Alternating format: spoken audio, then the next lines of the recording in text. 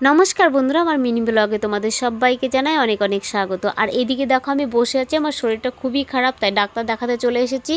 এসে তো আমার লাইন আর আসে না, অনেকক্ষণ ধরে বসে আছি। তারপরে শেষমেশ আমার লাইন পড়লো, তো আমি ডাক্তার দেখিয়ে দেখো বাইরে চলে এসেছি। আর রিপোর্টটা একটু দেখালাম একটা দাদাকে ওখানকার। তো রিপোর্টটা দেখে দেখো অনেক টেস্ট দিয়েছে আমাকে, তো সেই টেস্টগুলোর জন্য আমি ব্লাড দিচ্ছি। তো ব্লাড টেস্ট করিয়ে তারপরে আমি ওখান থেকে চলে আসলাম। ব্লাড দিতে কিন্তু আমার খুবই ভয় লাগে এবং ইঞ্জেকশন নিতেও খুব ভয় লাগে।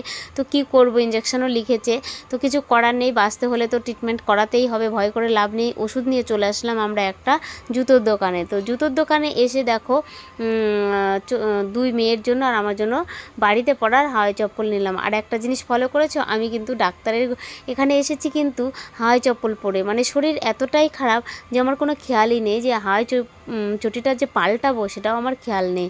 তো যাই হোক, শরীর খারাপ হলে যা হয়। তোমরা সবাই ভালো থেকো, সুস্থ